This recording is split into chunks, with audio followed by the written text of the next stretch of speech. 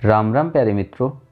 इसके पहले के भाग में हम लोगों ने दिगंबर जैन मुनि और नन्हे ओशो के बीच में हुए वार्तालाप के बारे में चर्चा की। आगे की चर्चा इस प्रकार है। जाहिर है कि रजनीश की इस बदतमीजी से उसके नाना नाराज हुए, लेकिन नानी नहीं। नानी तो ढाल के समान रजनीश के सामने खड़ी हो गई और उसका बचाव करते हुए अपने पति से बोली, और तुम सोचते हो कि यह जन्मजात मुसीबत खड़ी करने वाला है? वह तो अभी बच्चा है, कोई नहीं जानता आगे चलकर वह क्या बनेगा। रजनीश की नानी रजनीश की केवल संरक्षक, समर्थक और उनको गढ़ने वाली हथौड़ी छेनी ही नहीं थी, बल्कि उनका बैंक अकाउंट भी थी। रजनीश ने जब यूनिवर्सिटी में फिलॉसफी पढ़ने जाने की बात कही, तब उनके पिता ने तो इस बात से इनकार ही कर दिया था कि वे इस खर्च के लिए कर्ज लें। उस समय उसकी नानी ने ही सामने आकर इस दायित्व को संभाला था और एक आयरन लेडी की तरह खुलेआम घोषणा की थी कि बेटा तुम फिक्र न करो, तुम जाओ और जो करना चाहते हो करो। मैं जिंदा हूँ, मैं अपना सब कुछ बेच बाच कर भी तुम्हारी इच्छा पूरी करूंगी। मैं तुमसे कभी नहीं पूछूंगी कि तुम कहाँ जाना चाहते हो और क्या पढ़ना चाहते हो। नानी ने अपना यह वचन अपने जीवन की अंतिम सांस तक निभाया। वे रजनीश के प्रोफेसर बन जाने के बाद भी उन्हें पैसा भेजती रही, जबकि वे खुद कमाने लगे थे। इससे पहले भी जब वे हाई स्कूल में पढ़ाते थे तो रजनीश का घर पुस्तकों से भरा रहता था और किसी की यह समझ में नहीं आता था कि आखिर उसे पुस्तक खरीदने के लिए पैसे मिलते कहाँ से हैं। आप अंदाज़ा लगा सकते हैं कि रजनीश के पास वह कौन सा अलादीन का चिराग था जो ज़रूरत पड़ने पर उसके हाथों में रुपयों की थैली थमा देता था। जाहिर है कि नानी। अपनी नानी के साथ इस संबंध की एक अत्यंत संवेदनशील घटना के बारे में ओशो के ही शब्दों में जानना अधिक रुचिकर होगा। ओशो ने बताया था कि नानी मुझे बराबर पैसे देती रही। तुम्हें जानकर आश्चर्य होगा कि जिस महीने उनकी मृत्यु हुई उस महीने भी उन्होंने हमेशा की तरह मुझे पैसे भेजे। जिस दिन उनकी मृत्यु हुई उस सुबह उन्होंने चेक पर हस्ताक्षर किए थे और तुम्हें यह जानकर और भी आश्चर्य होगा कि वही अंतिम रकम थी उनके बैंक में। शायद किसी तरह उन्हें मालूम था कि अब कोई कल ही नहीं होगा। मुझे नहीं लगता कि इस धरती पर ऐसे बहुत से लोग होंगे जिन्हें इस तरह के अद्भुत नाना नानी मिले हों और उनके साथ इस तरह की दिव्य संयोग वाली घटनाएं घटी हों। नाना जहां उन्हें जीवन चक्र का रहस्य समझा गए थे, वहीं नानी ने प्रेम, सौंदर्य और साहस के रहस्य का पाठ पढ़ाया। इसलिए यदि रजनीश यह कहते हैं कि मैं कई प्रकार से भाग्यवान हूँ, लेकिन ऐसे नाना नानी पाने के लिए विशेष भाग्यवान हूँ, तो बिल्कुल गलत नहीं कहते। ओशो की नानी को 80 वर्ष की आयु मिली। 30 वर्ष तक उन्होंने वैधव्य जीवन जिया। शुरू के 50 वर्ष वे कुचवाड़ा में रही और बाद के 30 वर्ष गाडरवाड़ा में। ओशो ने घर छोड़ने के बाद अपनी नानी को वचन दिया था कि मैं आपके अंतिम संस्कार में आऊँगा, जिसे उन्होंने पूरा किया। ओशो आए और अपनी नानी की चिता को अग्नि दी। अंत में हम ओशो की नानी के प्रसंग को ओशो के कृतज्ञतापूर्ण इन शब्दों के साथ समाप्त करते हैं कि मैं जहाँ हूँ वहाँ होने में उन्होंने सब तरह से मेरी मदद की है। उनके बिना मैं शायद या तो कंगाल होता अथवा डॉक्टर या इंजीनियर होता। ओशो के नाना। ओशो के नाना बहुत ही सीधे साधे तथा जैन धर्म में दीक्षित एक ऐसे सरल इंसान थे जो हालांकि अपनी पत्नी के रहते हुए रजनीश पर ज़्यादा प्रभाव डालने की स्थिति में तो नहीं थे, फिर भी कुछ न कुछ प्रभाव तो उनका पड़ा ही। वैसे भी नाना और नानी इस विचार को लेकर चल रहे थे कि इस बच्चे को बिना प्रभावित किए ही वह जैसा है वैसा ही रहने दिया जाए।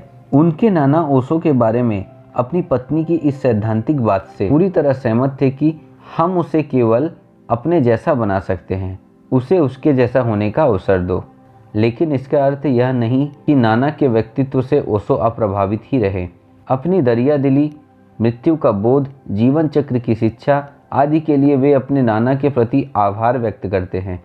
इस तरह एक दो घटनाओं का उल्लेख करना रोचक होगा। तो इसकी शुरुआत करते हैं ओशो के अपने ही शब्दों से। मुझे यह बता पाना बहुत कठिन लग रहा है कि वे मेरे क्या थे। वे मुझे राजा कहकर बुलाते थे। राजा का मतलब है बादशाह। और उन 7 वर्षों में उन्होंने मुझे बादशाह के तरह ही रखा। मेरे हर जन्मदिन के अवसर पर पास ही के घर से एक हाथी लेकर आते थे। उन दिनों हाथी या तो राजा लोग रखते थे या संत, क्योंकि उनके रख रखाव, भोजन तथा सेवा के कारण यह बहुत महंगा होता था। मेरे जन्मदिन पर पास के ही एक संत से हाथी ले आते थे। वे मुझे हाथी पर बैठा देते थे और हाथी के दोनों ओर चांदी के सिक्कों से भरे थैले लटके रहते थे और मैं गांव के चारों ओर सिक्के फेंकते हुए जाता था। वे मुझे कहते रहते थे, कंजूसी मत करना, मेरे पास बहुत है, जितने मेरे पास हैं उससे अधिक तुम फेंक ही नहीं सकते, फेंकते रहो। उन्होंने हर संभव तरीके से मुझे यह बतलाने की कोशिश की कि मैं शाही परिवार से संबंध रखता हूँ। यहाँ थोड़ी देर के लिए रुककर सोचने की बात यह मालूम पड़ती है कि बाद में रजनीश ने राजा महाराजाओं वाली जो एक ऐसी ऐश्वर्यशाली जीवन पद्धति अपनाई, कहीं उसके बीज उसके नाना ने ही तो उसके अंदर नहीं डाल दिए थे। निस्संदेह रूप से रजनीश बहुत ऐश्वर्यशाली मिजाज के व्यक्ति थे। उनका रहन सहन राजा महाराजाओं से कम नहीं था। उनकी उंगलियां महंगे हीरो से जड़ी अंगूठियों से भरी होती थी। उनके सिर का टोपा डायमंड से जड़ा होता था, मानो कि किसी सम्राट के सिर पर चमकता हुआ ताज रखा हो। उनके पास एक कम 100 रोल्स रॉयल कारें थी। चाहे पूना का आश्रम हो या फिर अमेरिका के ओरेगांव का राजमहल, उनकी भव्यता ऐसी होती थी कि मानो वह किसी मल्टीनेशनल कंपनी का सर्वोत्तम ऑफिस हो। भोजन तो वे सादा ही करते थे, लेकिन महत्वपूर्ण बात यह थी कि उन सब में भी एक वैभव दिखाई देना चाहिए, ऐश्वर्य दिखाई देना चाहिए। यहाँ गौर करने की बात यह भी है कि रजनीश के इस वैभव और ऐश्वर्य में वह दिखावटीपन और कृत्रिमता नहीं थी, जैसी कि आजकल के अरबपतियों के बच्चों की शादियों में होती है। सच तो यह था कि उन्हें अपना यह ऐश्वर्यपूर्ण जीवन अपने स्वाभाविक जीवन का ही एक अभिन्न हिस्सा मालूम पड़ता था, जैसे कि कोई वटवृक्ष अपने आप में ही बढ़कर विशाल हो जाता है। कहना न होगा कि रजनीश ने कभी भी दरिद्रता का स्मरण नहीं किया। वे तर्क भी देते थे कि भोग करके ही मोक्ष को पाया जा सकता है, न कि इच्छाओं का दमन करके। इसलिए वे हिंदुस्तान के लोगों से प्रश्न भी करते थे कि यदि मेरी यह बात गलत है तो फिर क्या कारण है कि राम राजा हुए, कृष्ण राजा हुए और महावीर एवं बुद्ध भी राजपुत्र थे। आखिर इसके पीछे अध्यात्म का कोई सिद्धांत तो काम कर ही रहा होगा। यही कारण रहा है कि रजनीश उस व्यक्ति के विरोधी रहे जिसे उस समय केवल हिंदुस्तान नहीं बल्कि पूरी दुनिया पूजा करती थी। वे व्यक्ति थे महात्मा गांधी, जिनके दरिद्र नारायण के सिद्धांत को रजनीश कभी स्वीकार नहीं कर पाए। उन्होंने खुलेआम इस बात की घोषणा की कि मैं कभी भी महात्मा गांधी से सहमत नहीं हुआ। ओशो बचपन से शैतान तो थे ही, शैतानी किए बिना वे जी नहीं सकते थे, क्योंकि वही उनका पोषण था। लेकिन उनकी इस शैतानी को हवा देने में उनके प्यारी और भोली भाली नानी की भी कम बड़ी भूमिका नहीं रही थी। ओशो की शैतानियों के हाल ये थे कि उनके नाना दिन भर अपनी गद्दी पर बैठकर अपने ग्राहकों को कम और रजनीश की शिकायतें करने वालों को अधिक सुनते थे। उनकी शिकायतों को सुनने के बाद वे उनसे साफ साफ कह देते थे कि उसने जो नुकसान किया हो उसका मैं हर्जाना देने को तैयार हूँ, लेकिन याद रखिए कि उसको सज़ा नहीं दूंगा।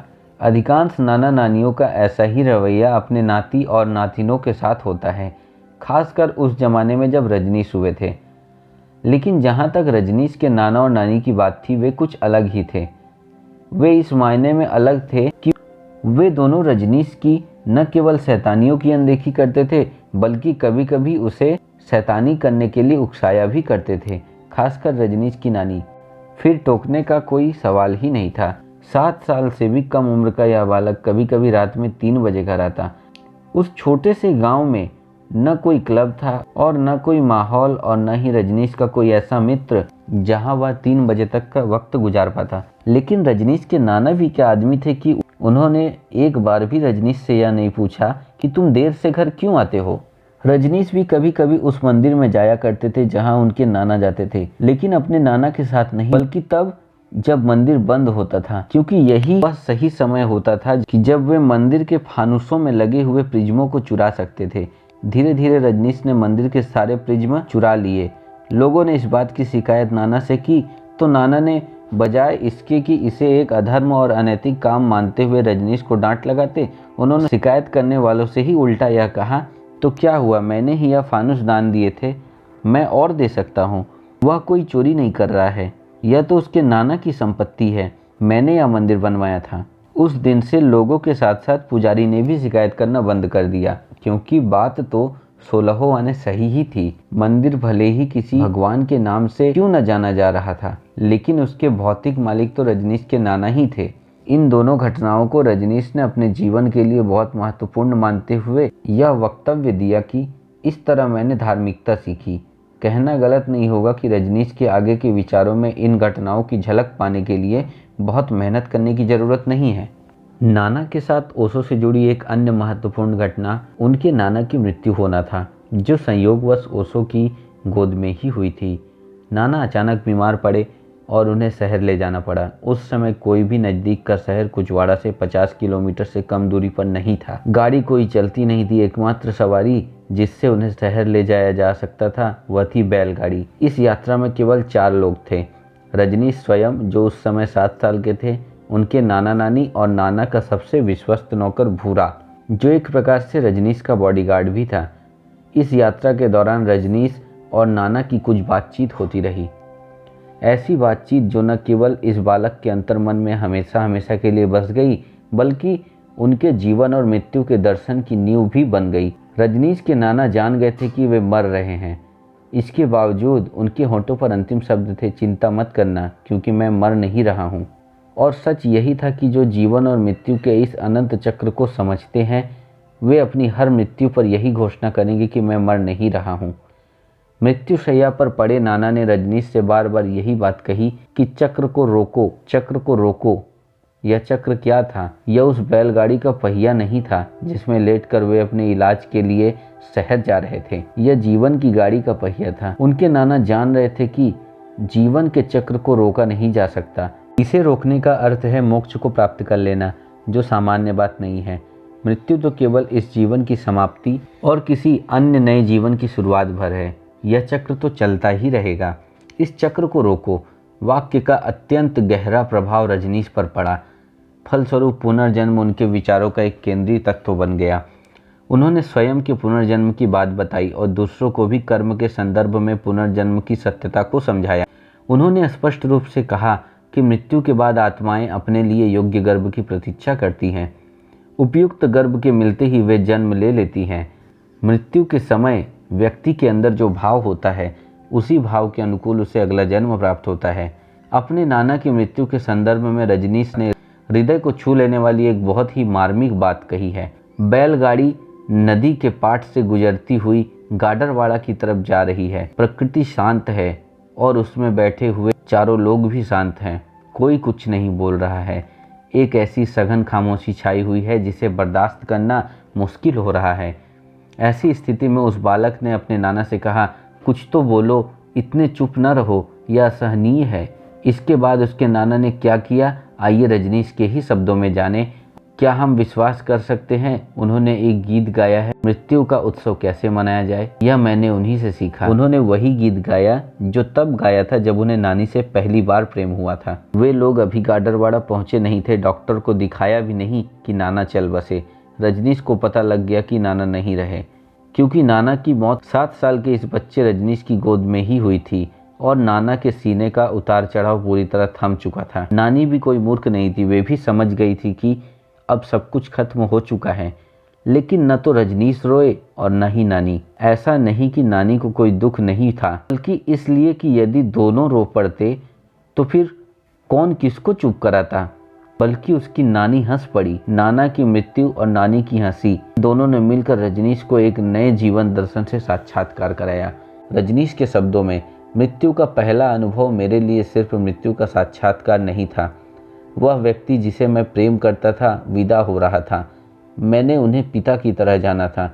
उन्होंने मुझे पूर्ण स्वतंत्रता के साथ बड़ा किया था, बिना किसी बंधन के, बिना किसी दमन और बिना किसी नियमों के। जब उनकी मृत्यु हो रही थी, उन्होंने मुझे अपनी अंगूठी दी और आंखों में आंसुओं के साथ उन्होंने मुझसे कहा, तुम्हें देने के लिए मेरे पास कुछ नहीं है। मैंने कहा, नाना, आपने मुझे सबसे मूल्यवान उपहार दे दिया है। उन्होंने आंखें खोली और कहा, वह क्या है? मैं हंसा और बोला, क्या आप भूल गए हैं? आपने मुझे अपना प्रेम दिया और आपने मुझे स्वतंत्रता दी। सोचता हूँ कि कभी किसी बच्चे को इतनी स्वतंत्रता नहीं मिली होगी जितनी आपने मुझे दी। मुझे इससे अधिक और क्या चाहिए था। महत्वपूर्ण बात यह है कि प्रिय नाना की मृत्यु ने रजनीश को भयभीत नहीं किया, बल्कि जीवन के सत्य के रूप में जीवन के एक नए आयाम का साक्षात्कार कराया। इस प्रकार अपने प्रिय नाना के शव को अपनी छोटी सी कोमल गोद में लेकर उस बालक ने अपने उस कस्बे में प्रवेश किया जहां उन्हें जन्म देने वाले उनके माता पिता रह रहे थे। इस कस्बे का नाम था गाडरवाड़ा। प्रिय मित्रों, यह अध्याय यहीं समाप्त होता है। फिर मिलते हैं अगले वीडियो में, जिसमें हम ओशो के जीवन से जुड़ी घटनाओं को जानेंगे, जहां पर हम गाडरवाड़ा में उनके बीते समय के बारे में जानेंगे। धन्यवाद दोस्तों।